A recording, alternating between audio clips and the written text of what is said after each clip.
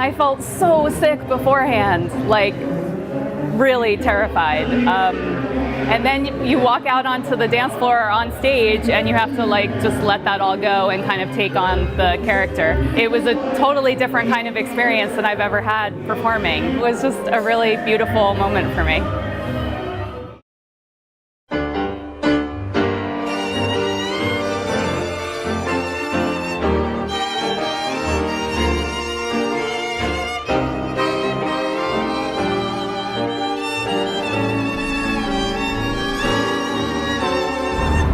I can't believe that I'm leaving Buenos Aires in just a few days.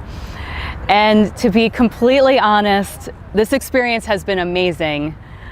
But I have to say, learning tango in Buenos Aires is brutal, brutal. If you go deep, it's gonna hurt. But it's so beautiful too. And that is the biggest lesson I've taken away from this. And I feel like it's gone in a few phases.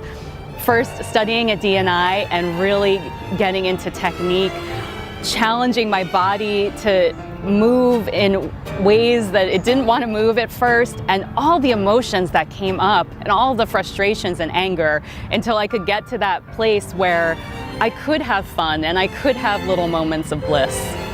And then going out to milongas and just struggling with those feelings of vulnerability, of not being chosen, of not being desired, of not being a good enough dancer. And still, there were moments of bliss and there were moments of peace and so many moments of warmth and friendship. And then the performance with Facundo, just really stretching myself as a dancer and a performer and having such terror and self-doubt, and then having that transformed into something that felt truly magical to me. But I think for me, this brutality of tango has taught me something so important in my life. And that is that it's actually okay to suffer, that I can grieve, I can long, I can feel sad, I can feel loss. And all of those feelings are okay. And in fact, they can exist and do exist side by side with beauty, with love, connection, intimacy. That is tango to me. You have these songs that are full of suffering, and you have this beautiful embrace that's full of love. And I feel like I have often really resisted and almost shamed myself for feeling sad or depressed or grieving or longing for love or feeling loss. And that's life. That is life. And all of that can happen at the same time that so much beauty can happen in your life. And to me, this is such an important lesson. I feel completely transformed by this.